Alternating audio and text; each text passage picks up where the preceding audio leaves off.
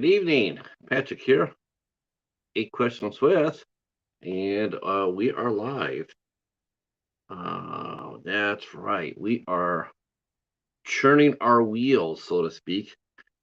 We had a couple of blurbs over the week. During the week, a couple of our guests were ill. We're not able to make it in. So we have been quiet the last 2 nights. But we are back. We are back for two more shows this week. That's right. We added a new guest on for tomorrow, which I'm very excited about, and I'm very excited to talk to today's guest as well, filmmaker Paul Dale, who I believe runs By the Horns TV. I do believe this is going to be his company. And right before I came on, I happened to watch. Sewer Gators, and I was thoroughly entertained. It was exactly what Cocaine Shark should have been. A lot of fun. Okay, let me bring up my Facebook here because someone said hello. And Ant is here. Greetings, Ant. Yeah, this is exactly the type of a movie that I enjoy talking about. This for sure. In fact, the movie when I was reading this, when I was looking at the movie and talking to Paul, um, the thing that came to me was uh, um, hey Shannon, I see you. Hi Shannon, how are you? Hopefully you're doing well. The two movies that came out to me right off the bat were, uh, as far as this movie goes, was Clay Zombies was one, and the Velocipaster for number two. It has the same type of spirit in it. It's thoroughly tongue in cheek. Hey Anthony, how are you? He now is up to 819 subs. Yeah, this is gonna be fun. Um, so the Velocipaster was one, and two, like I said, the other movie I could think of right off the bat that has had the same sort of vibe was Clay Zombies, and which is sort of ironic because um, Sewer Gators is actually set in Louisiana as well as was Clay Zombies. So coincidence? I don't know. Could be a lot of weird things going on in Louisiana that we don't know about. Thank God that they do have some fun. Uh, and of course, the Velocipaster, which hopefully the second one is being made as we speak.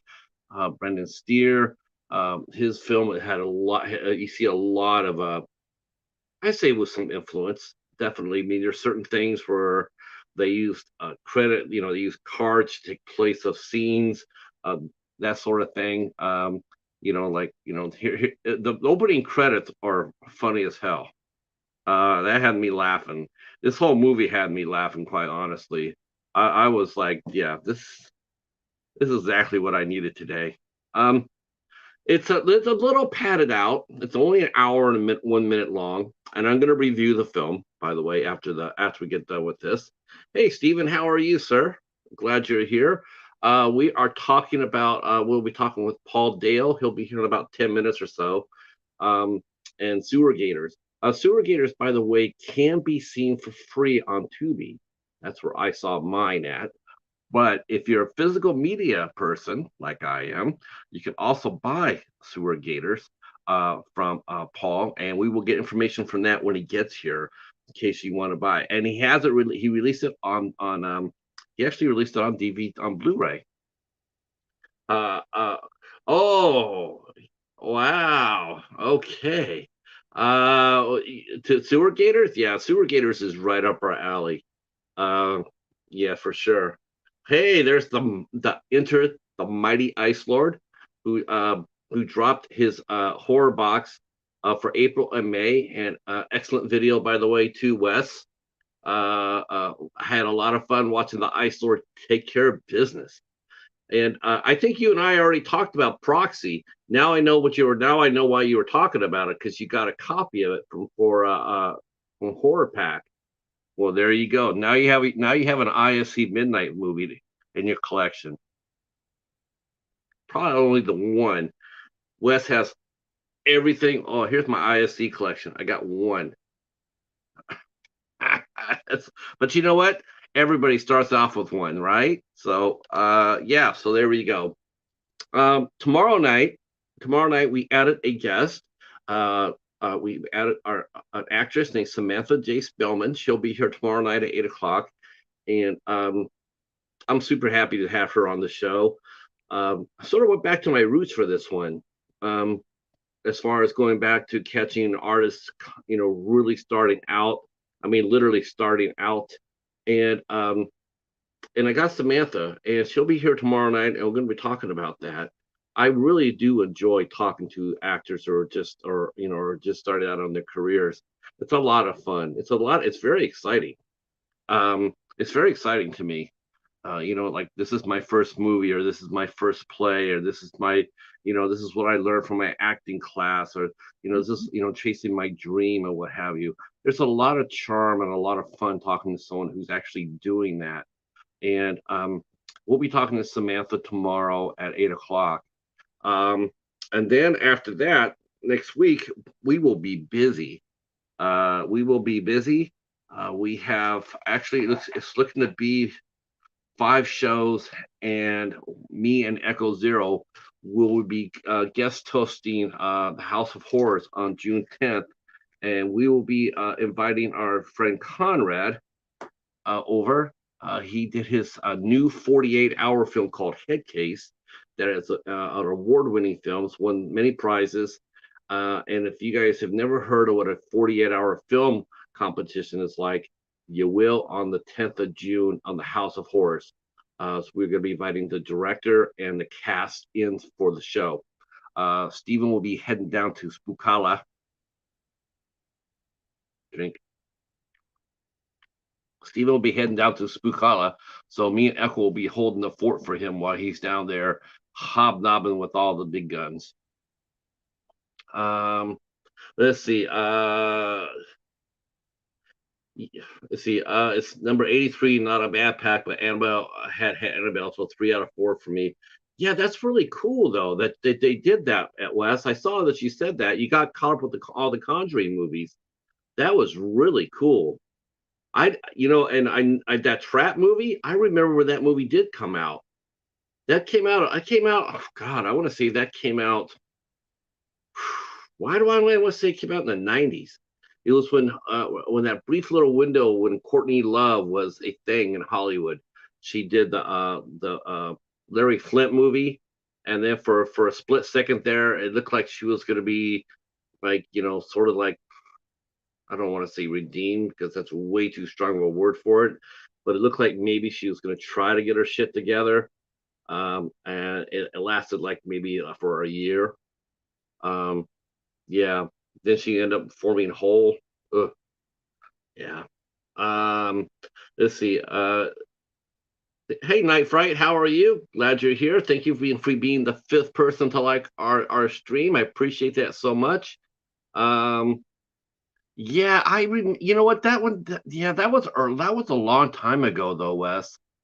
Why do I want to say that movie was like in the late 90s?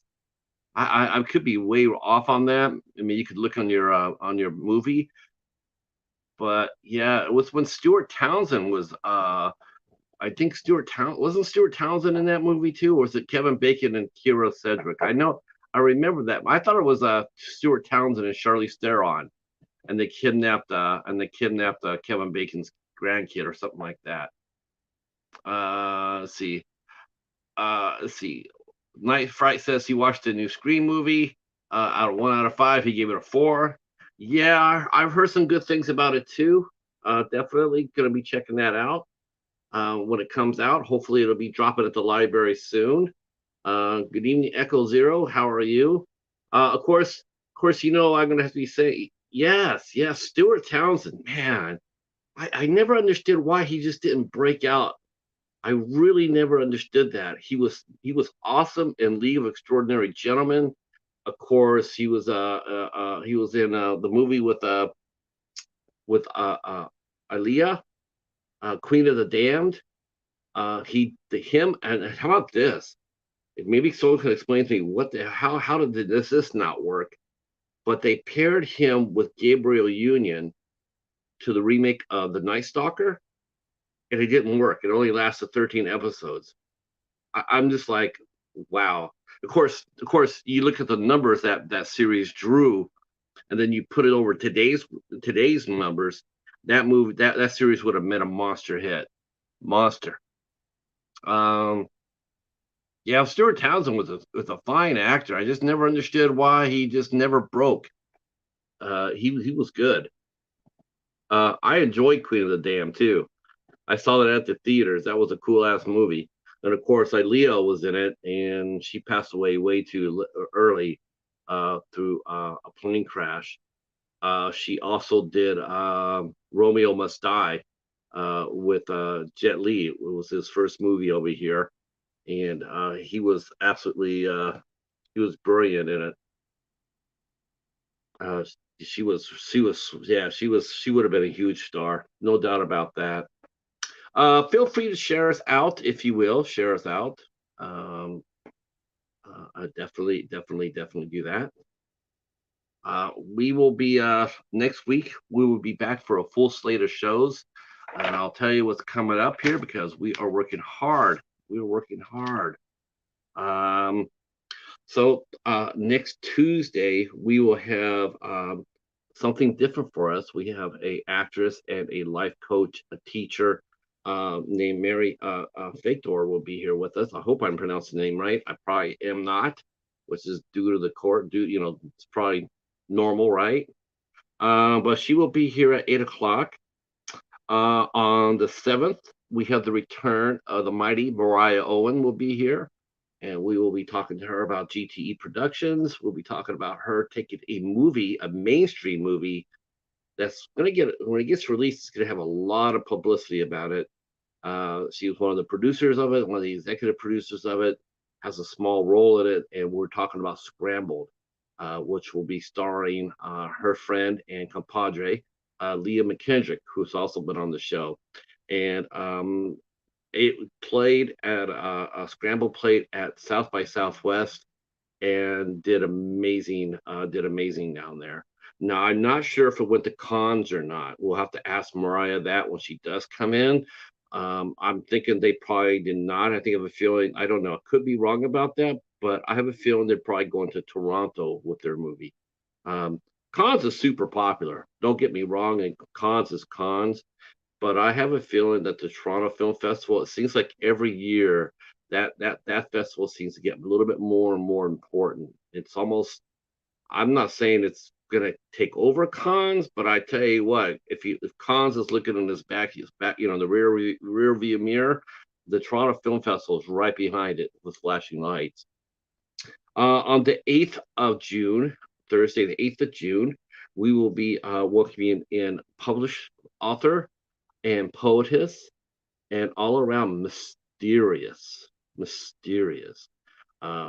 magnificent Hyde Raven Knight will be here with us on the 8th of June. That's what's going on. Yeah.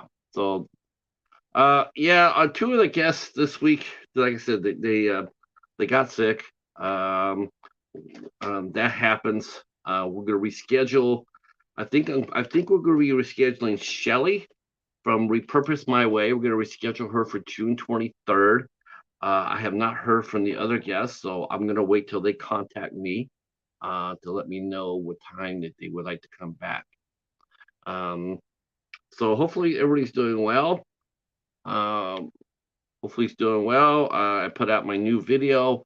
I got some prizes from the House of Horrors off their 100th episode, and I dropped a video about that. Uh, and I also did a review this week of Cocaine Shark. Um, I already know that Sharkula is going to be way better than that. Uh, I know that already because Sharkula looks pretty badass. Uh, but yeah, I was not the biggest fan of Cocaine Shark.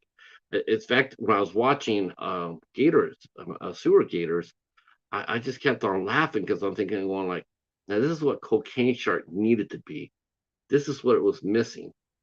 And if they would have put in at least half the humor as they did, it would have been amazing. All right, let me see. Is everything copacetic over here? All right. Uh, okay. All right. Our guest will be here momentarily, of course. Heck, he'll be here about right now. Um, I want to make sure that I got an alleyway for him to come in. Let's see. What else has been going on here today? Um, See, I know Echo was doing the Ash versus Evil Dead. It was funny. It's like I caught a stream. They were talking about the Evil Dead franchise, and it seems like this is happening more and more with the Evil Dead franchise. And it was sort of interesting too, is that you're getting a lot of people who would love horror. Um, a lot of people just don't like what Sam Raimi did to the series. Um, they oh, and we'll talk about that with film director Paul Dale because he is here. Let's go get that gator. Hell yeah, let's go.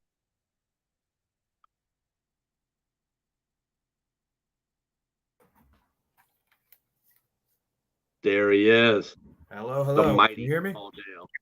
Yes, we certainly Okay, can. good. Hi, Zan. How are you? Just in time to talk to Paul Dale from the mighty Sewer Gators. Now, honestly, have you heard that term described for your movie as mighty Sewer Never, Gators? never before. Really, there's a first for you right here, right now. You have it on video. When you go do Sewer Gators 2, you could go out there for your pitch and say, "Watch what this guy says. Give me the money." I love it. I love it. I watched Sewer Gators. I loved it. Absolutely Oh, loved it. thank you, man. Thank you. Uh, Thought it was so much fun. Really enjoyed it. So tongue in cheek, so funny. Um, what a blast! You know what's really funny too, Paul? When I was watching it, what I really Mhm. got more than anything else was the fact that everybody seemed to be just like barely holding it in, waiting for you to say cut so they could just lose their shit and start laughing. Yeah, it's funny that when we get on set with these things, a lot of what I'm doing and a lot of what's going on is basically like everybody's just throwing out extra jokes, right? So, especially Manon, who's the lead actress in that, she's so professional and prepared and is always like ready to go with them. She's gets everything down, and I'm like, okay, but in this scene, I need you to completely change that. We're gonna have you say something completely different, and she'll just break every time. And it's one of my favorite things to do is to make the actors break, even though it makes the shoot last like twice as long.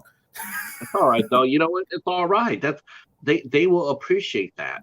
You did get a hell of a blooper reel toward the end there for final credits. So Yeah, the only that is thing missing true. was the only thing I was looking for the blooper reel. The only thing was missing was Jackie Chan somewhere. Like you know, Maybe in uh the sequel. yeah. Oh, did he? So there will be a sequel. There's been talks of a sequel. We'll see. I'm I have some ideas. I'll put it like Uh, that. you have now. Are you based in Louisiana? I am based about an hour north of New Orleans. So because Louisiana has they have some great filmmakers there. Oh yeah, yeah. You guys love creature features. What's up with that? Is that not in the water? Is that in the Creole? Is that Mama Voodoo? You guys Yeah. love creature features. I think it's weird because I guess everybody has their own versions of all of this stuff, right? Like we have the down here that we got the rougarou, right, which is like the Louisiana version of a werewolf.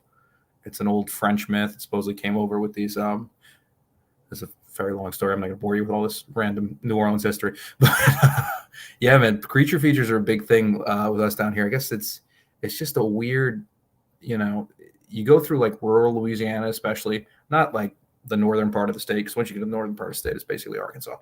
But like in the southern part of the state where all the swamps and stuff are, it's weird, man. It's you get into these like little weird towns and the swamps and stuff, and it feels like a place where some weird. Can I curse? I don't want to. Yeah, well, you can Okay. curse. All right. Some weird shit's gonna jump out at you, you know. So that's where I think that comes from. Because we met. Now he's moved to Tennessee since when we talked to him. But we met director Donald Farmer, who's done the Shark Exorcist movies. Oh yeah, yeah, yeah. Yes, young director named Mitch Lang, who did The Bogman. We had Okay. him and his makeup person Bree Hill on the show. His creature, he had another creature feature. And then when I was sitting here watching Sewer Gators, and it was like Louisiana and Clay Zombies, we had Clay Oh, Zombies yeah. too. Nice. Uh, yeah, I mean, we just had a bunch of filmmakers come out there with dropping all these creature features. Mhm. And it's just like it made me laugh because I'm like, man, there's at least, at least it's not, doing the stereotype, like voodoo or any other Louisiana type stereotypes. I mean, now it's just Right. straight fun. Um, Yeah. now you're by the Bullhorns TV. Now, is this your company solely, or is this a consortium of directors along with yourself operating underneath it? Man, that's a good question. It is me and several idiots is how I would put it. I work with a group of guys that I've known since high school, basically, and I was always the weird kid who was like, "Hey, the weekend's here. Let's go shoot a zombie movie," and they're all like, "What? No, we want to go, go out and try to get laid," and I was like, "No, this will be better," Right. So Yeah, because movie this, stars always get yeah, yeah. absolutely. There So you that's go. what I work with the same 4 or 5 guys I've known forever. The guy who plays the mayor in Sewer Gators, Sean, I've known him since I was like 13. And yeah, the basically like everybody who plays a secondary character is one of the guys who helps produce the thing. And when you're working on these types of budgets, we basically it just winds up being like, all right, who's standing around? All right, get in there. Yeah, you're gonna be in the scene now. Right. It's Uh, no, was it now for a movie like that? Was this by the Horns? Was this your first feature? Because you've done a couple other movies since then. Because this came out last year, 2022. So was this yes. this by the Horns' first big production? Yes, this was by the Horn's first big production. I had done some things previously before we kind of got together on this, and it sort of took some different forms. And we were trying to figure out what exactly we wanted to do. It really was we all, we've all been friends since we were kids, so it's a lot of like breaking balls. We get together and just joking around and stuff, and we were like, oh, let's do some funny things, and then so that kind of evolved into making like, hey, let's make funny horror movies because I really love I just love silly movies, right? I love Evil Dead 2 is one of the best things I've ever seen, right? Like I love a good. I tell you a quick story. I'm going to go off on all kind of tangents on you, Patrick. I'm sorry. It's just how Go my right brain ahead. works. But when I was like 5 years old, maybe even younger than that, I have a vivid memory. My dad wakes me up in the middle of the night. I was really into like King Arthur and castles and shit at that time, right? My dad wakes me up in the middle of the night. He's like, Paul, you got to come see this movie. It's on the TV. Right? He wakes me up, and it was Army of Darkness.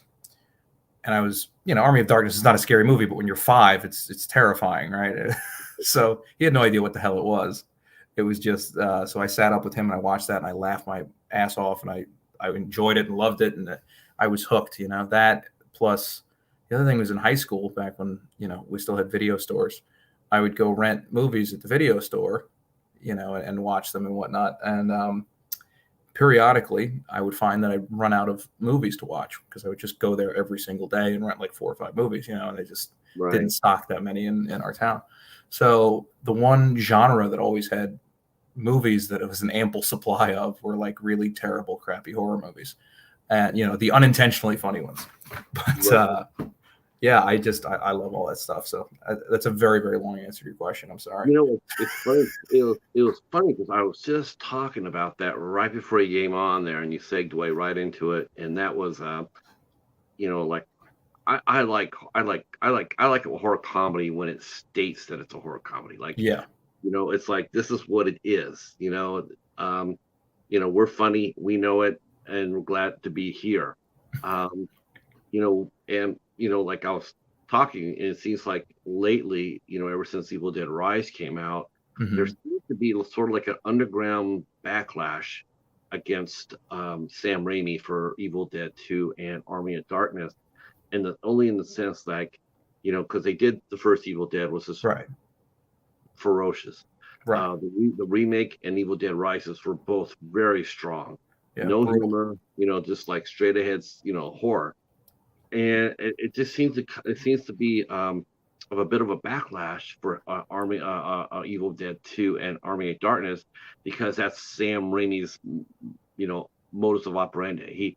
He'll get Right. into a genre, and then for some reason he wants to make it funny, and it's like, everybody's here heard me say this over and over, but it's true. It's like, Sam, if you want to make a comedy, make a damn comedy. Just go out there and do it.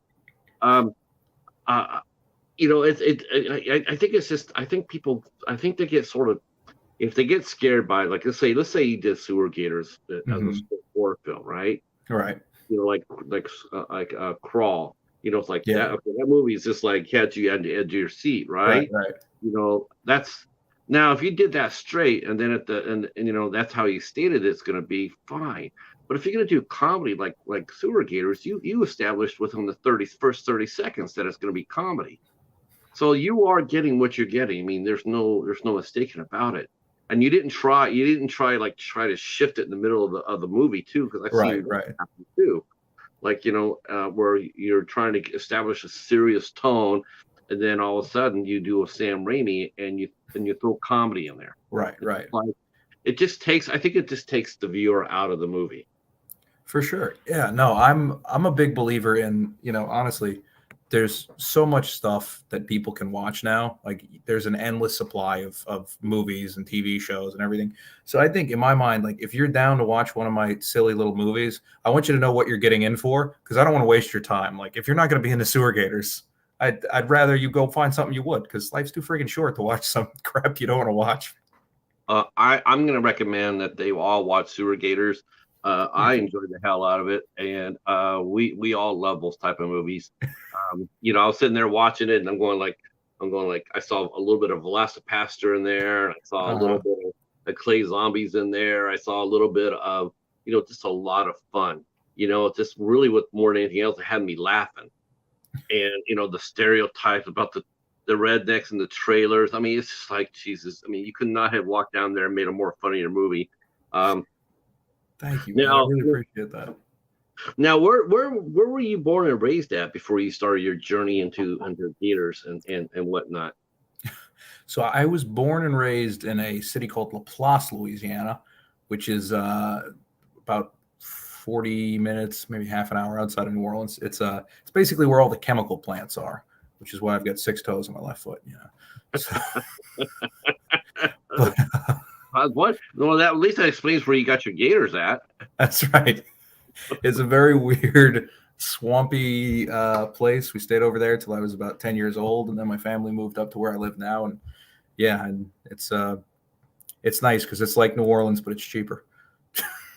Uh, Cheaper. New Orleans a pretty good town? Is it good town for an independent filmmaker company such as By the Horns? Is it friendly to filmmakers such as yourself?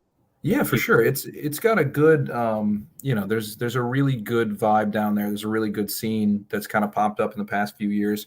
It was honestly better a little while ago. They screwed up all the tax credit thing that was bringing a lot of work because really what it is for doing independent film like this, what you really need is you need like the industry there to attract people who actually know what they're doing, right? Because you want Right. a sound guy, right, or a DP who maybe they don't do that job on an actual film set, but they know enough. They're like the assistant to the guy, right? And then you can get them on your movie for really cheap, and that's really helpful. The problem is like everything goes to Atlanta, and then those guys have to go to Atlanta so they can actually take jobs that'll pay them. Uh, but When did Louisiana did the governor take it away? Take away the no, they reduced the cap on it a few years ago, and everybody kind of panicked that they were going to take it away. And then Atlanta just really ramped up their stuff, and Disney built all their Marvel studios out there, and so it's only an 8-hour drive away. So a lot of people were like, "Well, screw it, we'll just move to Atlanta." And this is probably inside baseball. That's not very interesting. So No, sorry. I was not aware. I did not. I was not aware that that Marvel had moved their studios from Yeah. L.A. Wow. Yeah, that's because they're giving them, I think, 30% out there. It's the tax credit thing's weird. I obviously at the budgets that I'm working at, I don't I don't qualify, but I will say that there is a thing, just for Louisiana in general with the tax credits. It's if you do a $50,000 spend per year, you get like 40% back if you're a Louisiana-based company rather. So that's potentially really good again for people who are a little bit higher up than sewer gators. Well, how does that work? I mean, as long as you have a viable budget, I mean, whether it be 5,000 or 500,000 or 5 million, I mean, isn't a budget a budget? I mean, if you walked up there and say, I'm doing this movie for 15,000, I mean, shouldn't you get a 40% credit for doing it? I look your lips to God's ears. If you want to send a letter to our governor, his name's John Bell Edwards. I mean, I just don't. I wouldn't. I don't think it's very. Oh, hi, Sarah. How are you? Our Sarah says hello to you, Paul. Well, hi, Sarah. Sarah is a huge collector of movies, and she has her own YouTube channel. Yeah, that's what I don't understand. It's like to me, it's like it's already hard as it is, right? Getting the money. I mean, was it hard for you to raise the money for Sewer Gators? Was it or something where you pitched to investors, or is it just something that you maybe had the money yourself, or did you do car washes or something? How did you raise your money? Well, it's funny. I'd made a couple of films before Sewer Gators, and I'd written the script for it right before COVID kind of hit and shut everything down. And I was actually like a couple of weeks before COVID had kind of taken over the world. I was out in LA and I was meeting with some people about trying to turn it into a Sci-Fi Channel original movie.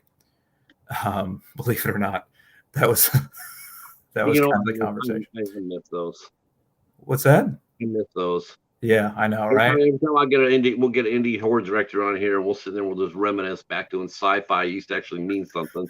Dude, they were great. I mean, they're just they really hit their stride for a little while there. It was just like it was going to be entertaining. And that's the beauty of it. But no, then COVID happened and everything kind of shut down, and then I kind of blinked and it was like, oh crap, it's been a couple of years since I've made something. I was like, I need to make a movie soon because I'm, Patrick, I'm like a drug addict, like with movies. Like if I don't start making a movie every, start a little while, I start to lose my brain. Sure. Right? Like I'm obsessive with it to a crazy level that like I would rather be on set shooting stuff than doing literally anything else, which drives my wife crazy.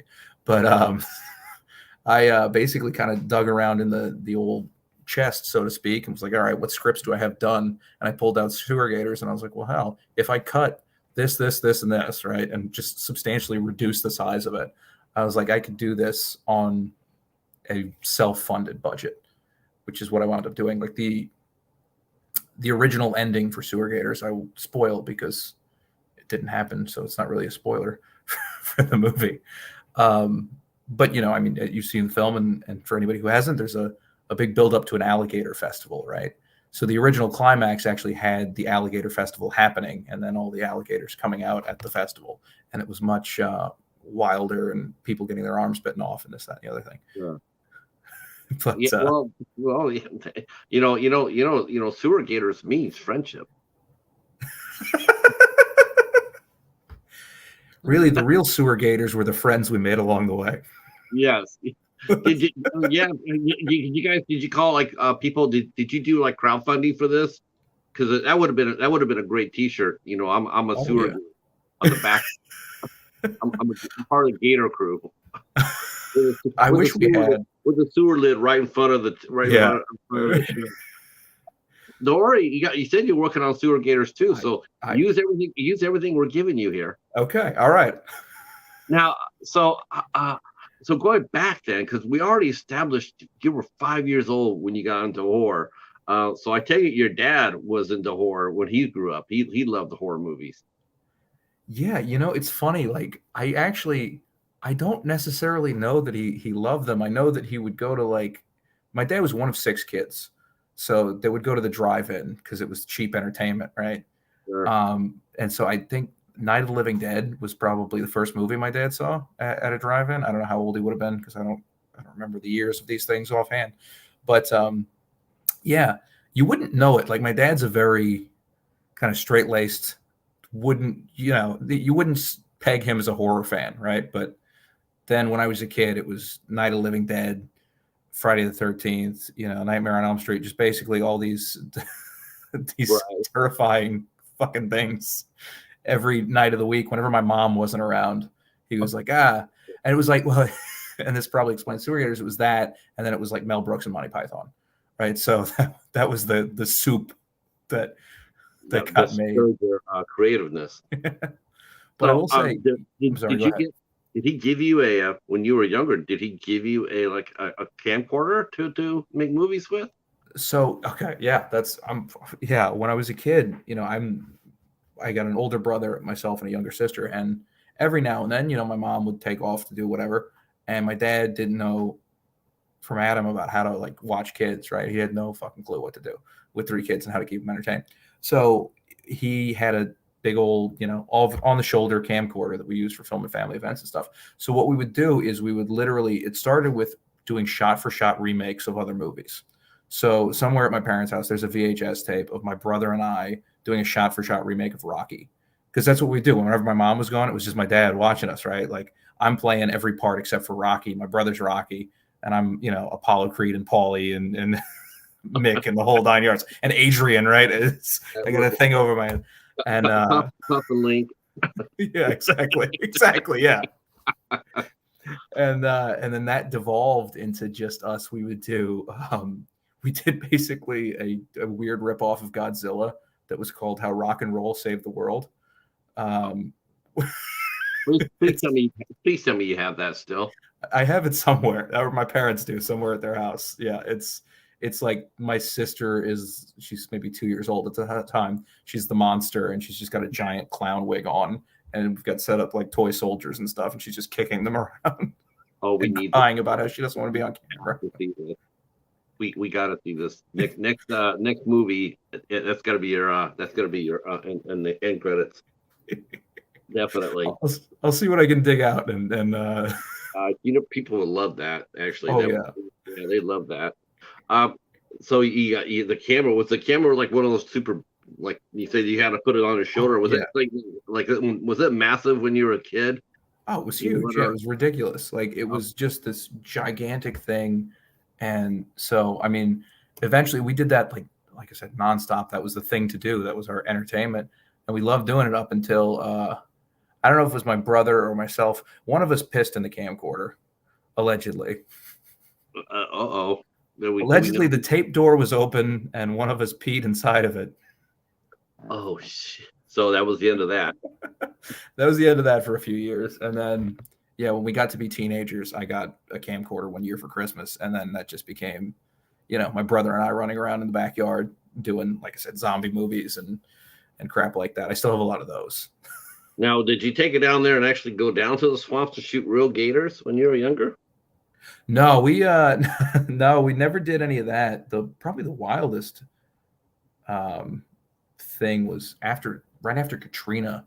We went and drove around the city, like probably a month after, and I shot a bunch of footage. I still have that stuff too, but a crazy amount of footage of just like what the city looked like immediately afterwards. That was insane.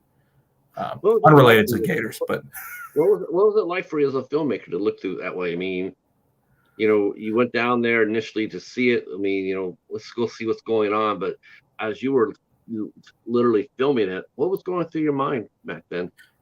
Yeah, I mean, once the shock wore off, because it really like it's funny. One of the guys who's in Sewer Gators, Kenny, who plays the sheriff, he's got I don't want to tell his story for him, but he's got a pretty wild Katrina story. If you Google it, you can find it. But he and I were talking about it. And it's funny, you forget how bad it was. But I'm looking at it through this camera lens, and I'm just thinking about there was this old black and white movie called Panic in the Year Zero. I don't know if you've ever heard of it. Heard of that? But yeah, it's whatever. Family's on vacation in the camping somewhere and a nuke goes off, right? And it just I couldn't help but think about all those old disaster movies, right? Because that's really what it felt like. Like there were cars on top of houses and things. It was just really like you're like, wow, this is like living in, a movie where a nuke went off. That's kind of how it felt. Uh, yeah, I just got to think, that's I can imagine, because I watched some of the 911, the guys were going around, the two brothers were going around. They probably are most famous for their coverage, and they're running around filming everything. And I just kept watching them going like, what are they going to be like on the next day, the next 2 days after that? What are they, they turn around and they see, see videos of the tower. I mean, when you go there with a sense of excitement, right? I'm going to catch something, I want to, but then when you see it, then it changes you. It can't help but change you. What does it change you into? That's subjective. But do you feel like when you went down there to do that filming, do you think that helped make you into a better filmmaker? Because maybe even doing a movie like Sewer Gators, you're still looking for certain things to put in your movies that maybe other film directors wouldn't. You're looking at things a little bit through a different perspective than others. Yeah, no, for sure. There's definitely an element of it feels very how do I put this? It feels like,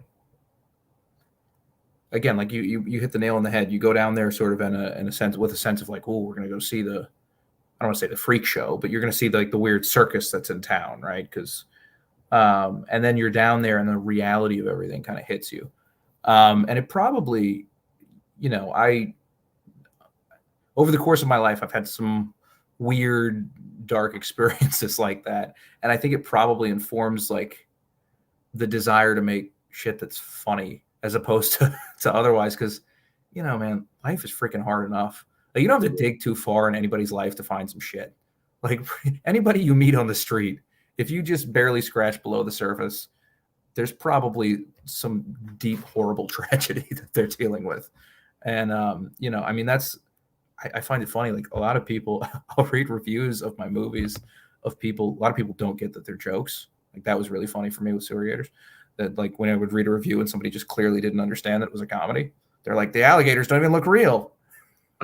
God. Yeah. Do you read your own reviews? Oh yeah, I read everything, dude. I'm a masochist. I saw on your YouTube channel. I had a classic. I had a classic where someone said, I didn't like the trailer and I didn't like the movie. And you wrote back, so you didn't like the trailer, but you still watched the movie. that had me crying. I was like, yeah, what if they come back and they reread what they wrote? Right. I mean, it's hysterical to me. Like people who get upset there are people who get actively upset about my movies. And I'm like, it's just silly, man. Like, how do you have this much energy to be pissed off about a movie about alligators eating people sitting on toilets? Like, right. Do something productive with your life. It's funny. It's like, it's speaking of creature features. So I reviewed a creature feature this week called, Cocaine Shark. Oh, yeah. It's Mark Polina, right? Yeah, Mark Polonia. So I go ahead and I've watched a lot of Mark Polonia movies. Lord knows I happen to have a Mark Polonia movie right here. I won. So I'm sitting there watching this.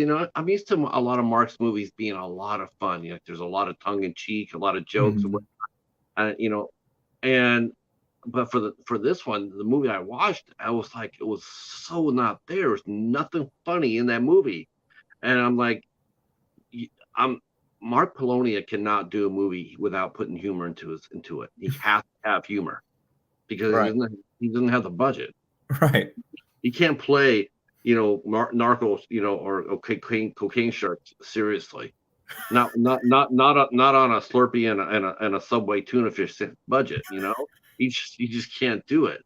So you gotta throw in some laughs so we can just sit there and okay, this is awesome, and it didn't happen. And I'm sitting there like, that really sucked because I on the cover's badass, I want some laughs, and then he plays it straight, and it's like, yeah, that didn't work out too well. I was, I think comedy overcomes a lot of things. Oh yeah. It overcomes a short budget, overcomes maybe not the strongest story. It overcomes. I think it overcomes a lot. And I agree. um, so what was your first real movie that you actually sat down and decided to like, okay, I want to try to do this for real. Um, I think I got the experience. I got a camcorder. Mhm. What was the first thing that you thought that you wrote and to put to film? Okay, so this was, I mean, bear in mind, Patrick, this was when I was a young asshat trying to be an artist. So So you don't see yourself as an artist now? I see myself as a craftsman. I heard Roger Corman say that once, and I really like that as a sentiment. Uh, okay, we'll go with that. I like it. I like it. A craftsman. But no, I basically I went to film school in New Orleans, UNO, University of No Opportunity, and I realized very quickly that they were not going to teach me how to make a movie. And in my mind, I've been shooting film since I was a kid. Literally since I could walk. We had the family camcorder and we were making Rocky. So I wanted to make a film, and I was like, well, I'm going to spend all this money and this time here, and they're not going to let me make a movie. So I wrote a script based off of, sort of loosely inspired by a true story of this woman who had come to New Orleans in the 90s and disappeared. Her name was Yelena Carisi. Um, and it was sort of like I was trying to do Angel Heart, Race with the Devil, that kind of a cult horror film. I love Race for the And Devil. what's that? I love Race for the Devil. That's a One of cool the ass best movie. endings of any movie, just with that reveal that they're all in on it. I love it, dude. You know what though? That's so 70s, right? If you go look at all the 70s movies, I challenge anybody to come back to me and name me 10 70 movies that had a happy ending. I have yet to have anybody sit there and say challenge accepted, because they all know that didn't happen in the 70s. Every movie was doom and gloom. Uh, Yeah. uh, Go ahead. Okay. Yeah. So no, but basically we ran a little crowdfunding campaign, and I sold blood plasma. Uh, Did you so, really? yeah. So you literally put your blood into your movie. Oh yeah, man. It was I put out a casting call on Craigslist. This was back when actors still responded to things on Craigslist. We had like 400 people show up, and I was 18 and, just sitting there pimply faced, and I rented out a theater to do these auditions in, and we casted it and did the whole thing. And so the movie's called Chosen. It's about 90% of the way through shooting. The guy who was the DP on it uh, convinced me to do a very, very stupid thing, which I still kick myself for. Um, which was, he was like, this movie would look so much better in black and white. He said, he starts listing off directors who made their first film in black and white. It was like Christopher Nolan made his first movie in black and white. Scorsese made his first movie in black and white. Right. And I was like, he's right. We'll put it in black and white. So I shot the last, whatever, 10% of the movie in black and white. And again, I kick myself for it because nobody wants to watch a fucking black and white horror movie that's directed by an 18-year-old that's Really? very talky. Uh, where do you think it would be like now if you did that? Would you do it now? Oh, I would actually, it's funny because so I started shooting it at 18. I didn't release it, I think, till I was 22. It took me forever. I mean, basically, that was my college experience, right? Like everybody else was going out and having fun on the weekends and stuff. And I was like wrangling actors. And I'm so glad that I did it. I'm so glad I had the experience doing it, because it really, it informed my ability to make films. It was my film school.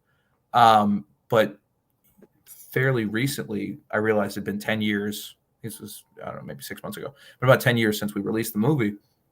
And I called up my friend who I wrote it with, and I was talking to him about possibly just doing a remake of it, because I thought that would be kind of interesting to go back like 10 years later and go, okay, I'd have to do a page one rewrite because the script is a mess. But it also would be very different from anything that I've done recently because it's actually serious. But I thought it'd be kind of interesting to go back and see, like, okay, how have you grown as a filmmaker? Just for my own interest and intrigue, I'd like to do it. So I may do that. I wouldn't put it in black and white this time. It's a. I'll say this about that film. There's some brilliant acting in it. The actors were all amazing. The crew was amazing. It's a piece of crap with some brilliant moments in it, and the brilliant moments have little or nothing to do with me. Yeah, but I think when you're just cutting your teeth like that, though, as Mm-hmm. long as you have some moments of brilliance, as long as you have some moments that you look back. I mean, don't directors and producers do the same thing with actors when they make reels? I mean, Yeah. you're gonna take the best part of everything that you've done and put it together, and so people can see what you're capable of. Right. Right. I mean, so I get that. I think every movie. This was one of the reasons why I'm a huge advocate for short films, is Mm-hmm. because you do short films and you learn as you go. Yeah, for sure. A lot of times, a lot of people come out there and say, I'm going to go ahead and do a feature film right off the bat, and they really don't know what they're doing, and then they come out there and they get crushed, and then they wonder, maybe it's not for me. And it's like, oh, it's for you, but you just, you got to learn how to walk Yeah, before you sprint.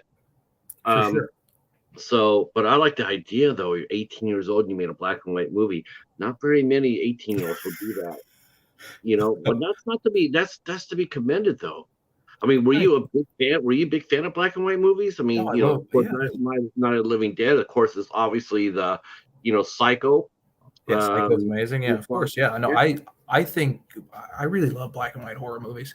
There's something about, I don't know. There's a feel to it, right? Like, and I guess it's like anything else, because there's a feel to like 70s horror. There's a feel to 80s horror. There's a feel to even like shot on video 90s horror, right? Like every kind of decade or so sort of has a feel to the genre. Yeah, I love black and white films. definitely. As the 70s, that's funny. People always talk about the 80s horror, and I keep on thinking about the 70s. I keep on Mm, thinking, man, every movie in the 70s, man, nobody got out alive. Everybody was buying the farm during the 70s. I mean, it was like it was so bleak, uh-huh. and then the 80s got a little bit better. At least the 80s, toward the end of the 70s and then to the 80s, they started at least letting the final girl pop Yeah, up, right. Then she right? she starts carrying on. Whereas in the 70s, she would have been killed. I mean, there'd been no suspense. It's like, Hmm. yeah, I'm the last one here. Then boom, that's it. Train comes at her. Um, Wow. Okay. So if you were gonna if you're and another thing too, you mentioned something. You want to go back and remake the one movie that you made. That does seem to be a little bit of a trend, that a lot of directors who have started out early are now circling back to their first works to redo it again. I just read about that new movie Malum. That's actually a remake of an earlier film that the director did. He Okay. went Oh, back and basically remade his film. hmm. His, I knew one director who remade his own film 3 times and released it. Howard Hawks did the same thing with John Wayne. Made the same damn movie 3 times. Um, I mean, but I guess going back to remake it is because you want to apply. I guess when you think about it, when you see a movie being remade now, so why are they remaking this movie? A lot of the time, it's the technology. It's like, Hmm. yeah, do now today what I couldn't do it back then. Um, but then again, there's also like I'm a better director today than I was back then too. So let me Right. try it again. I think that drives directors more than the technology aspect of it. Yeah. Um, For me, it would be I think I'm a better director now than I was then, and it just be, again, like it's one of those things that it's funny because I not that I have a very big fan base, but I've sort of between over the years gotten some fans off of my sort of sillier movies, and I know that it's not like I'm making one of those and that somebody would really care about, right? It would be just, sorry, I'm kicking things around here. I don't know. I don't know who would be interested in my remake, but again, it's one of those, like, I kind of like to do it just for myself. I even had the thought of like, man, what if every 10 years I just remade the same movie just to see, because it mhm. would be, plot wise would be slightly different every decade, and you'd kind of figure out it's almost like a weird like diary in a certain sense, right? Because it's almost That like, that would be, well. Who was the one movie where the guy Boyhood. Remember he made that movie and he kept Yes. on going back and they filmed the kid growing up. So he Uh-huh. literally, I think what is he? How old was he when he first started? He was like 7 years old, Yeah, he was and I really think by young the kid. Yeah. time they got up to him, like he was adult, he's like 28 or 35. Hmm. I mean, that would be interesting. It would be an Yeah, interesting. It would be interesting to see what you come up with. But you also screenwrite all your stuff. You write your movies as well. I do. Yes. Yeah. Now, where did the writing come from? Was that also when you and your brother were back there making your own films, or did that come when you went to college? No, the writing came from. It's funny. I come from a big storytelling family, right? Like that's kind of the currency when I was growing up when I was a kid. You'd sit around the table and everybody would tell stories, and it was really like you had to hold everybody's attention, right? And that was really the drive. And so I always knew I wanted to tell stories, and then the writing just kind of became an extension of that. Like I don't have any illusions about my ability to write. I think have a basic understanding of plot structure and character development, and I think I can structure a joke pretty well. Right. But Now, yeah, now it's that's it's something mostly out of you work. necessity too, right? Do you work on that? No, I mean, do you like once a week or once every other week? Do you just make a pot of coffee and go inside the room and just crank out some scripts? I mean, what do you do when you write? Do you write by yourself or do you write with your coworker, your co-producers? And it's funny. It's been different on everything. I wrote Sewer Gators by myself. Usually, I will lock myself in a place for an extended period of time. And just really that's to get the first draft out, just to kind of like I'll spend a weekend or two just in isolation, essentially just drinking and chain smoking cigars while I stay up all night staring at a computer screen. I totally understand. That's I think you would. I don't think you'd be surprised to know how many directors have said the very same thing you just said. A lot of that's real why I always ask it because there's always a different answer for it.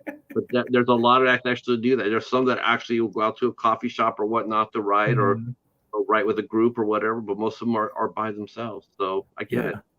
No, yeah. I turn into Charles Bukowski when I'm writing a screenplay. Just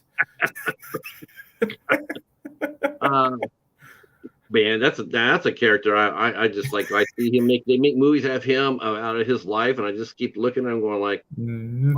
why I don't get it. I'm lost. Why is he considered a hero? But he was a great writer. He had so much to say. He Oh did. man, I did. Okay. the It's just like poems are great, man. I as a person, he seems like kind of a piece of shit, but yeah, the yeah. poetry was Like, beautiful.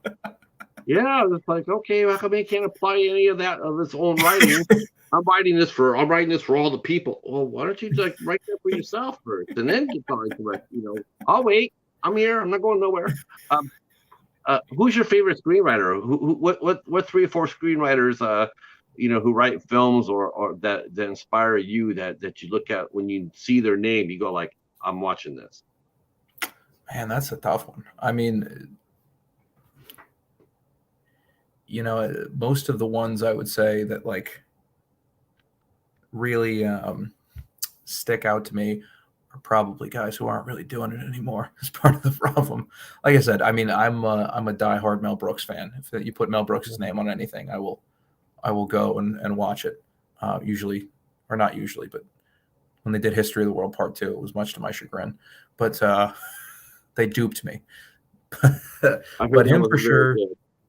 What's that? I heard that wasn't that good.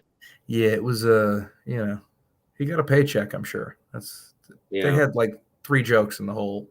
It's not Was it like not my 10 cup of. hours? Yeah, Yeah. yeah, it was not great. But no, Terrence Winter is one I love. He does a lot of Scorsese's movies. Um, yeah, who else? I'm trying to think I screenwriters. love David Mamet. David Mamet's amazing. Yeah. He Oh was man. amazing. Yeah. That guy he could read the newspaper. I'm there for it. 100%. I made my wife watch The Untouchables the other night because she'd never seen it. Yeah, I love Mamet. Just absolutely, just brilliant. Just brilliant. He's I think great. he really is my favorite screenwriter. I mean, Yeah, there's a lot I he like, but if I had to go with one, I'm going with David Mamet. He's yeah just he's the only he's the only screenwriter in today's world that could write in the 30s and the 40s. I could Yeah, see him for sure. writing, all this, Casablanca or the Thin Man or any of those great, Double Indemnity. I could see him being back there and writing those. He just he has a way with language. He really Um, does. He's amazing. so I mean, you're writing and obviously you like the funny. So you find yourself writing jokes and that's good though because in a way, isn't it true that I've always thought so at least anyway, but isn't comedy harder to do than drama? I mean, Yeah, but I think so. I mean, it's funny because I find that the comedy thing is it's just I don't know how to not do it. You know what I mean? It's whenever that's a gift. yeah, well, a gift or a curse. You No, know. I think it's a gift. Oh, well, thank you, man. Because I think I've seen the other way around where people are dramatic and they're trying to write jokes and it's like it doesn't come to them. It just doesn't come to them. They try hard to be funny and it's like, and when they're trying. I mean, sewer gators, it was just effortlessly. Like I said, I mean, you could tell everybody there is just having a blast, and just everything that came out of their mouths was just it rolled. It didn't look like they were trying to improvise. They didn't look like they're trying to be funny. They believed in what they were being told to say and what was written. And some of the guy, I'm sure not everything was off the page, but enough there was. Uh, it just looked like they're having a fun time, and that, of course, put your audience in a fun time. Well, I'm so glad to hear that because yeah, I think that I mean for me, what I think about like what makes the going back to my sorry, I'm bouncing around here in my head. The I think what makes comedy doable in my mind at least, and what makes it easier is the environment of there is no such thing as a bad idea on any of my sets, right? Like, and that's something I had to learn because when I made that first film, I was a dictator. I was like, no, we're doing this and this and that. And I ultimately, the next film I made was a comedy that we shot very quickly. It was called Silent but Deadly. It's about a killer mime.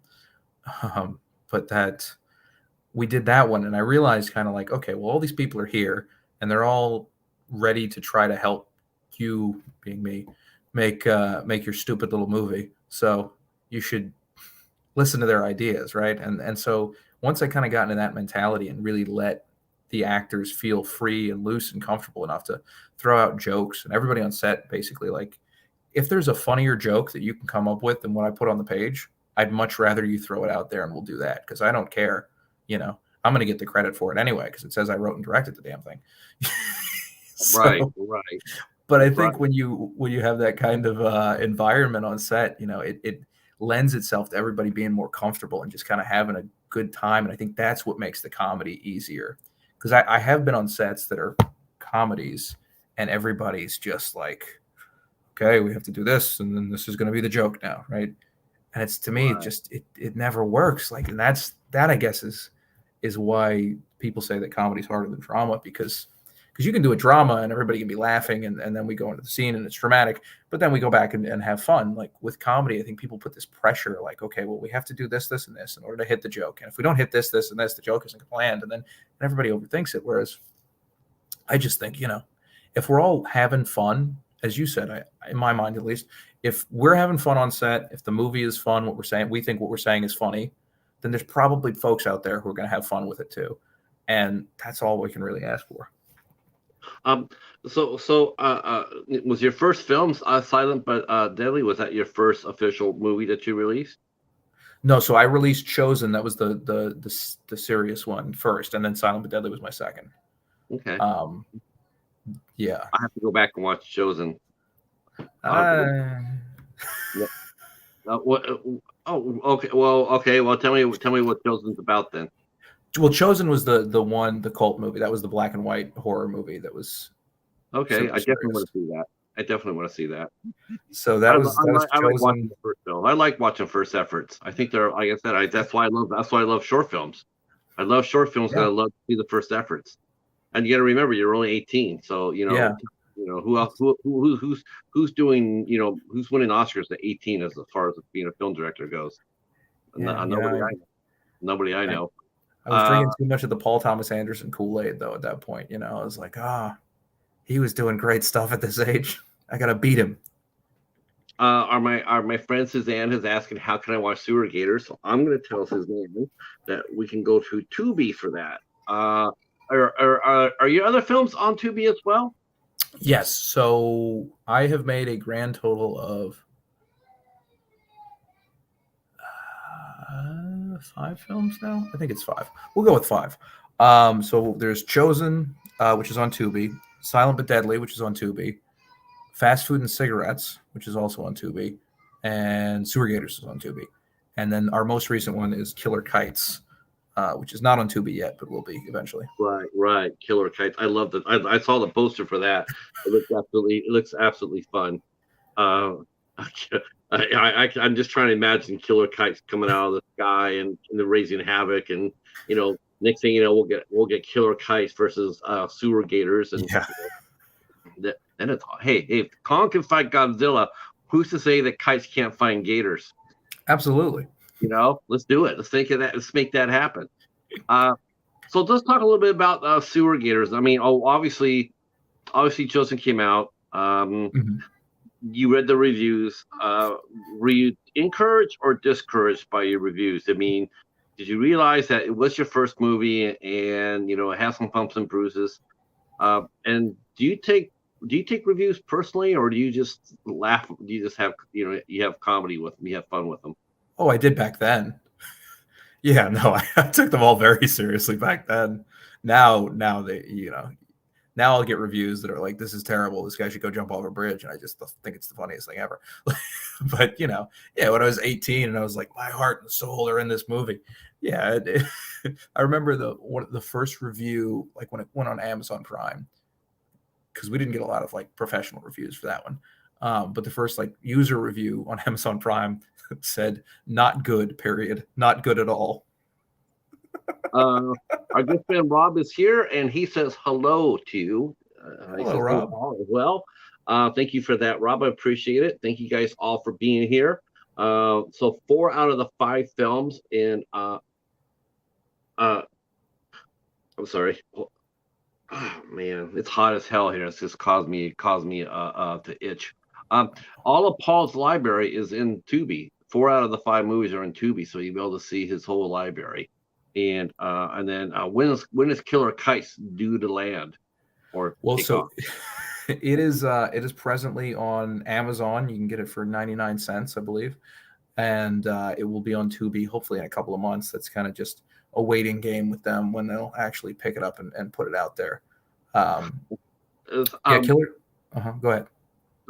I was just I mean I was reading them this week about streaming services and whatnot before I got I'm glad I was able to talk to you about this, because you did do something with sewer gators that I really really liked a lot. um and made it physical media. You made Blu-rays out of it.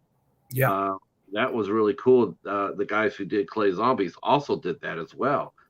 And it seems like for a while there, it seemed like a lot of independent directors and productions were getting away from that. Like everything goes straight to Tubi, and it's Right. like film collectors such as myself and most of the people in this chat right here, they want physical media. That's what they want. They want a copy of Sewer Gators. Where can I buy it? How can I get a copy of it?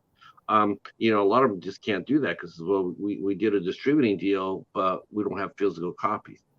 I Right. think that hurts independent filmmakers. I do. I I think it agree. hurts. I think it really hurts them because streaming people will watch it and then they'll tend to forget it. You watch it, and next thing you know, within a couple of weeks, it's gone. Right. Whereas physical copies, you got a copy of it, and it's sitting on your shelf, and you could be cleaning your house or reading the book, having a sandwich or whatnot, and then you glance, and they're sewer gators. It's right there. Oh, there it is. Okay, and it may make you want to talk about it. You might be out doing a live stream. You might be talking on the phone, going, "Oh, by the way, I found this fantastic film. You got to check it out." Whereas I think a lot of independents going strictly to streaming and only streaming, I just don't see the same. I don't see the same reach. Um, Yeah. um, No. do you feel like I mean, I was reading that streaming seems to be there does seem to be now more of a viable going back the other way. Before everybody's doing streaming, now even the major studios are going like, yeah, we're not going to be doing that so much anymore because we've lost millions, hundreds of millions of dollars, and we can't recoup it. Oh yeah. We can't recoup what we're spending $300 million on a Star Wars series. Okay, but once everybody sees it once, Right. it's I'm okay. I saw it. I'm out. I saw it. I paid $19. I watched it for the month. I'm out of here. Uh, Hmm. and I see them, especially Disney, saying that they're going to start going back now to doing physical media. Um, what's it like down there? What's it like down there in Louisiana with around your circle? Do other directors and if you talk to them, other directors or screenwriters? Do you sense that urge that coming back? I mean, did you get a lot of people asking you to make a physical release for us for Sewer Gators? It's funny. Yeah, I started getting people really. It was that second film, Silent but Deadly. I was pretty much just doing everything straight to digital, just like everybody else, because it was the most, you know, simplest, economically viable. You don't have to buy all the copies and the discs and it's a whole pain, and the logistics of it is a nightmare when you're, again, like if you're not going through a distributor, and if you are going through a distributor, frankly, you're getting screwed, right? Because they manipulate the dollars and cents, and again, inside baseball. But uh, yeah. Anyway, I had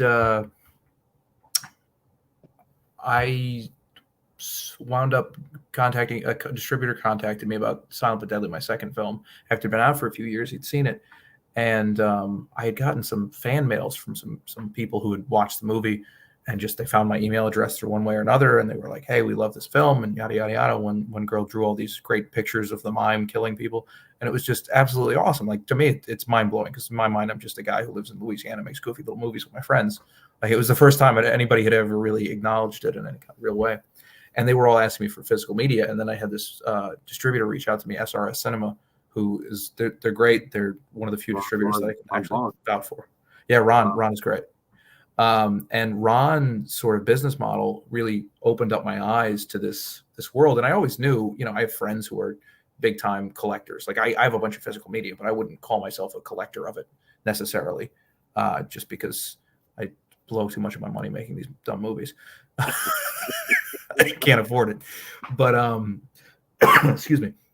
Yeah, so it really kind of opened up my mind. And then I don't know if you're familiar with Pool Party Massacre. Not yet. Okay, that's Drew. I forget his last name. Marvin. I listened to a podcast with him. I ran. Alex Ferrari. I've heard of him. Yeah, he does the Indie Film Hustle podcast. I ran into him at an event, and we were talking actually about Sewer Gators, and he was like, "Oh, you got to listen to my podcast I did with this guy who made Pool Party Massacre." So I ended up listening to it, and full credit to him, because he did basically all the physical media by himself, and he was talking about that process, and like, okay, I had to figure out how to make Blu-rays and this, that, and the other thing, and get them all made. And he talked about, a lot of what he talked about was doing these horror conventions. It's funny because I grew up on horror movies. I love horror movies. I had no freaking clue that horror conventions were a thing. I don't know why. I don't know how this slipped under my radar. How old were you when you first discovered that horror convention? I was probably mid-20s. Wow. I guess, I mean, we don't have any in New Orleans. Like, they don't have any that come through, through the town over here. So I don't know why. It seems like it'd be a good town for me. They had the World of Darkness cons. World of Darkness cons. Hold on. I need to Google that. Yeah. World of Darkness was a huge game. And they had characters and everything else. It was massive. It was very massive. And they used to do, I want to say they did 2 conventions per year out of New Orleans. It was a lot of Anne Rice type, Really? a lot of Anne Rice characters, vampires and werewolves and everything else. So they were, yeah. but 20. Okay, so Huh. you've never been to a convention until your mid-20s. That's Yeah, no, amazing. I'd never been to one, and then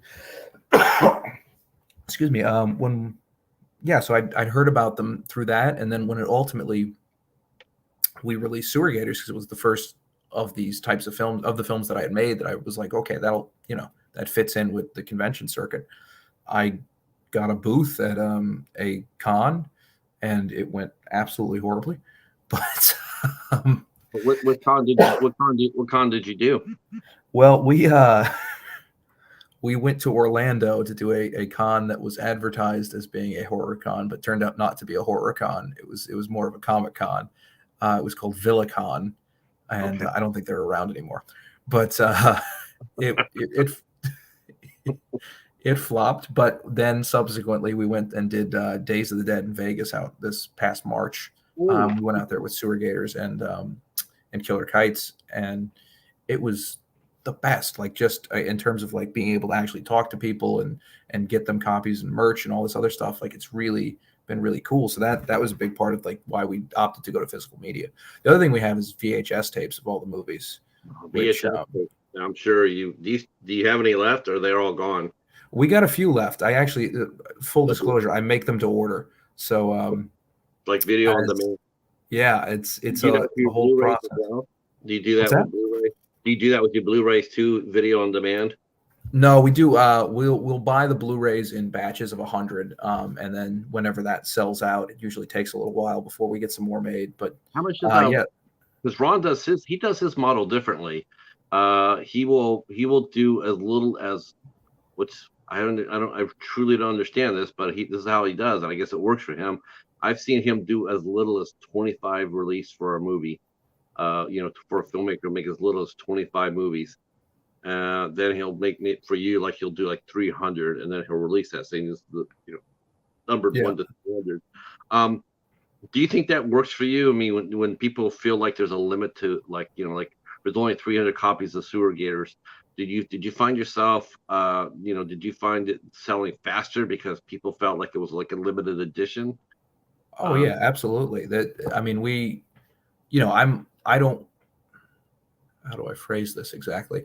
Like, I'm not quite like Ron in the sense that, like, when they're gone, and I've never tried to claim that when they're gone, they're going to be gone, But there's right. definitely an element of like, when they're gone, it's going to take a while before I order more, because it costs me a lot of money to get these damn things together.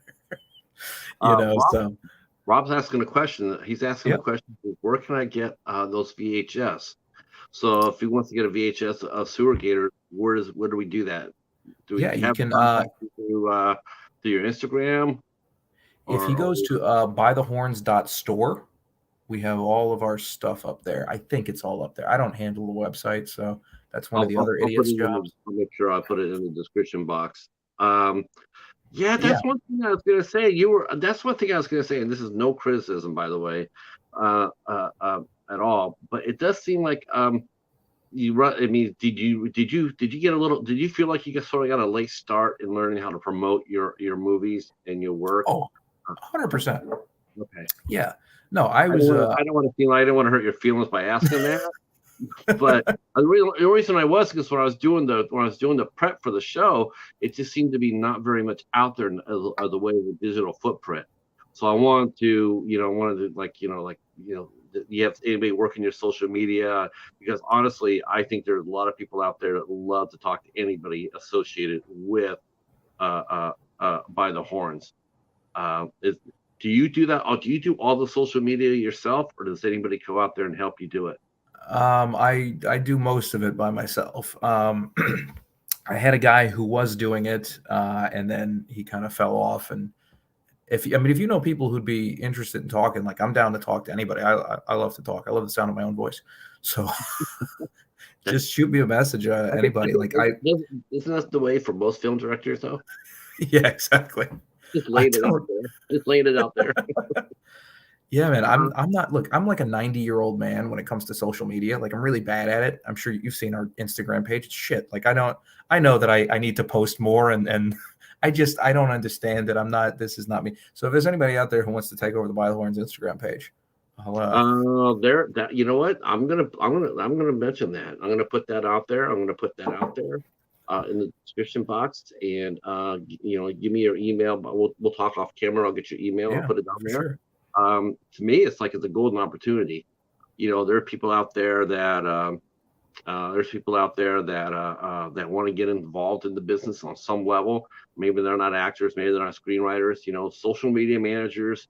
They're worth their weight in gold. If they can work it, if they can, they can work, if they can promote it, and they can get you out there in the public eye.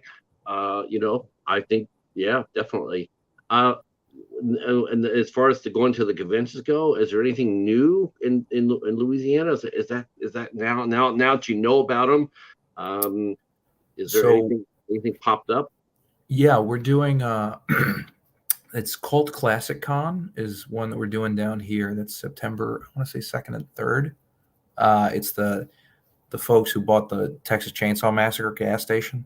They do one out in Bastrop, and this is their first year, I think, doing it in Louisiana. Oh So wow, okay, that'll be that'll fun. yeah, that'll be a lot of fun. So we're doing that one. We're doing one in Houston in August as well. I think we're doing Creepy Con in Knoxville. We're trying to get around. That's the problem. Is like everything's like 8 hours away from Yeah, from where I'm yeah, at, so I got to get in the car and that's true. Yeah, that's true. And you got to load up everything in your car. You got to take your table and everything else. yeah, But it's it it's does a pay trek. off, though. It does pay Yeah, off. no, for sure. I mean, and honestly, just in the meeting people, and we met so many cool people when we did the one in Vegas. I mean, it was an easy sell to go to Vegas for everybody because I was like, we'll go hang out in Vegas, and if we don't sell anything, we'll go get drunk. Did Which you is uh, did you go to Nightmare Toys by chance?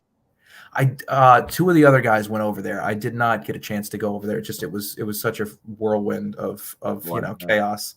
I did Okay. meet the folks from over there because they had a booth at the con, and I talked to them for a little bit. I actually think they have some copies of both the of Sewer Gators and Killer Kites that may or may not be in Nightmare Toys. We're also doing Spooky Empire in Orlando in October, so really Okay. looking forward to Okay. that. That'll be Steven's realm, if he's still inside here.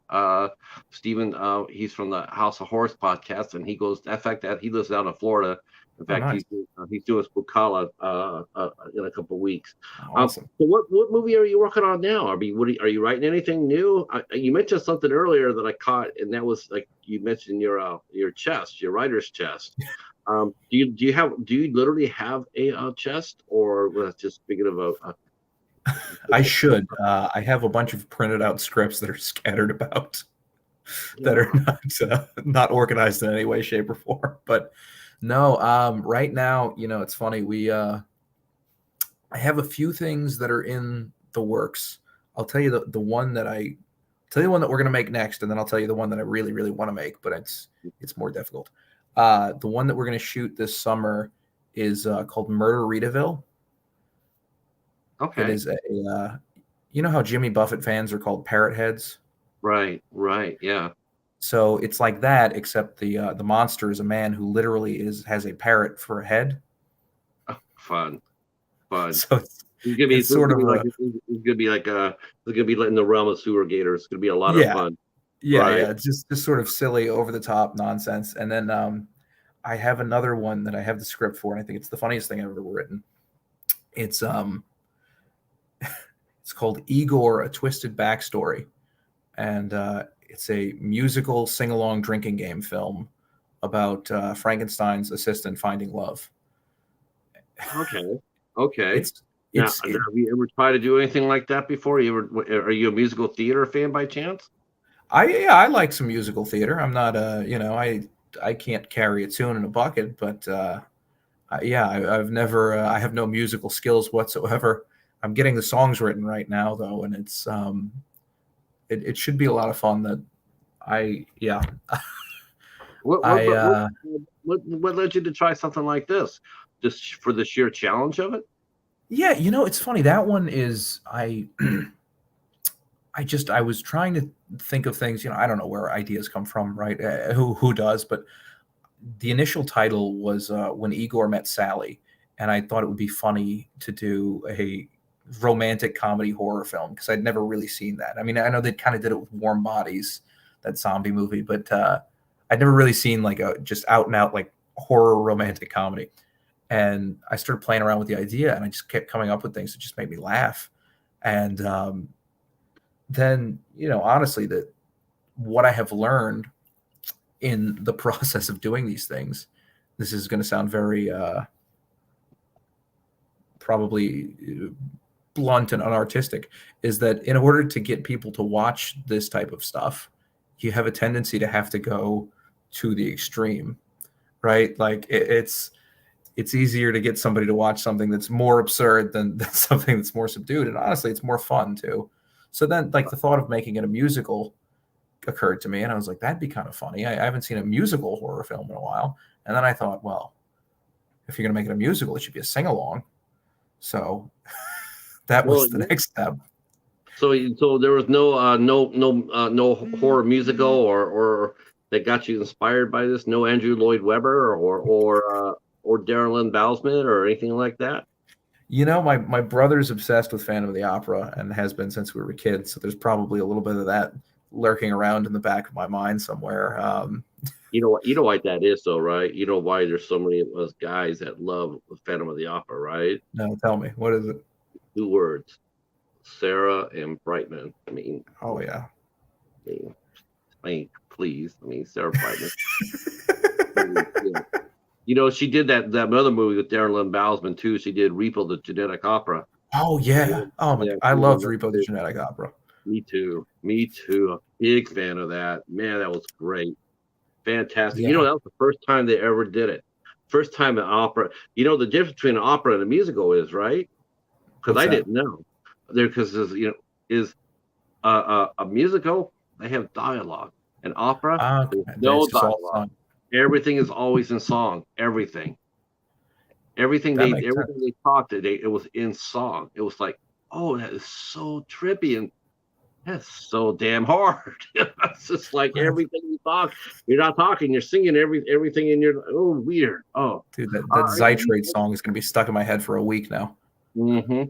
Now, as far as the acting crew goes, are you? I mean, if you find yourself, because you're gonna be walking forward, are you gonna try to stick with the same crew, or based on the level of the scripts, are you gonna try to maybe work with more actors with a little bit more experience? Yeah, it depends on what the project is, I'll say. Manon, who's been in 4 of my 5 films now, Manon Paget, she's from France. She's beautiful and amazing actress, and she's so game for everything. I feel so bad for her because she's so talented and so prepared, and no one else on my sets ever is. So I'm a big believer though in that, I want to dance with the one who brung you, right? Like, so there are a lot of cats in my movies that, if they show up and they're willing to do the bit and I have a part for them, then I mean, there's a part of this that's like, I want to hang out with my friends, right? That in my mind is what makes it fun for me and what makes it fun for the audience too. Having said that, obviously there are some times where I got to look elsewhere, and I'm always trying to find more people to put into the family, so to speak, right? The extended family of the nonsense. And generally speaking, when people, what I have found is when people wind up getting into one of my movies, they have a tendency to come back again and again. And that's not to toot my own horn or anything, but I do think that we have a lot of fun, a lot more fun than a lot of other sets. So it's safe to say you're sort of like the Dominic Toretto of Louisiana filmmaking.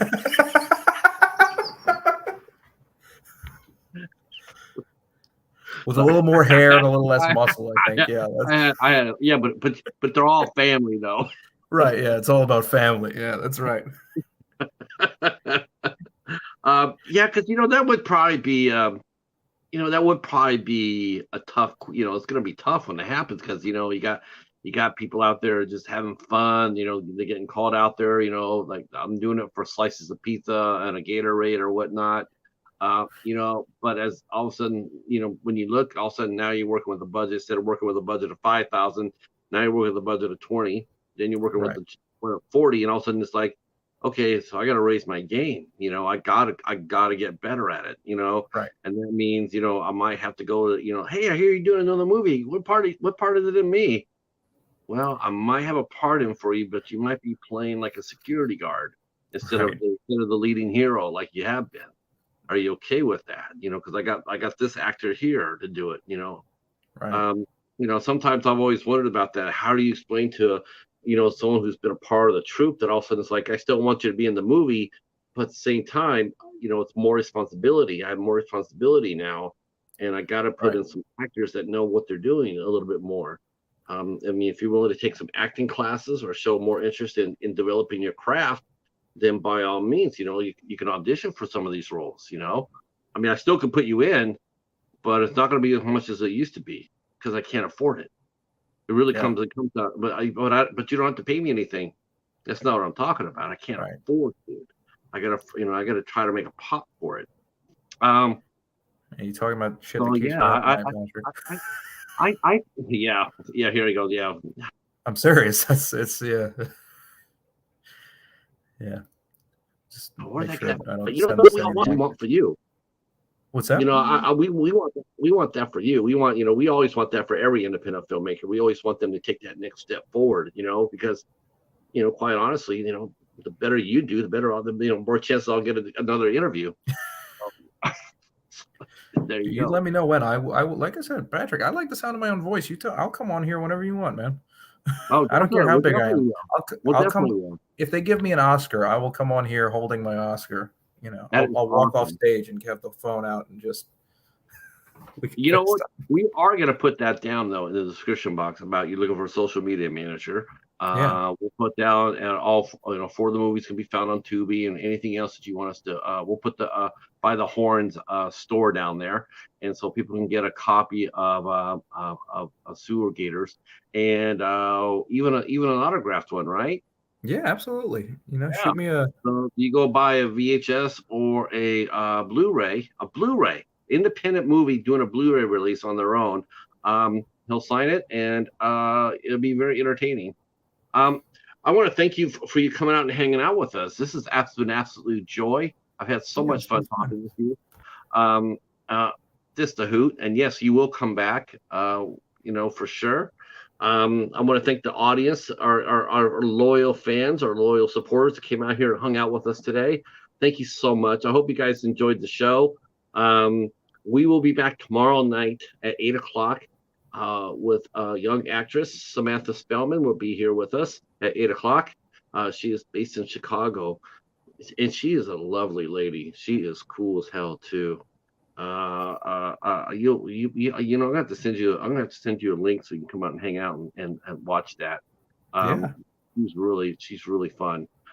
She's gonna come in at the last minute for me, and we're gonna. I think tomorrow, if I'm not mistaken, I think tomorrow might be her very first press interview. This might be her first press.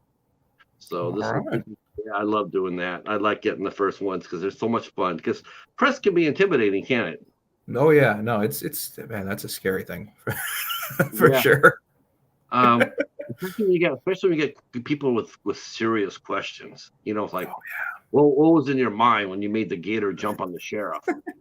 Uh, Hopefully, he looked awesome. Um, I was thinking of sort of like it was like a dynamic between the right and the left. It's a metaphor. That's exactly you're getting it. Yeah, That's that's Sewer it. Gators is a metaphor for our current political climate, obviously. God. Oh. Uh, That yeah. Oh, well, that'll be for another podcast for sure. Um, and Rob says he's gonna be adding that VHS to his video store. That's amazing. Thank you so much. Thank Awesome. you so much for the Thanks, word about Ross. the great interview. It has been. Stay right where you're at, Paul, and for everybody else, I'm gonna say thank you for coming out, and we will see you tomorrow night at 8 o'clock with Samantha J. Spellman. And thanks again for everything, and we will see you soon. Peace.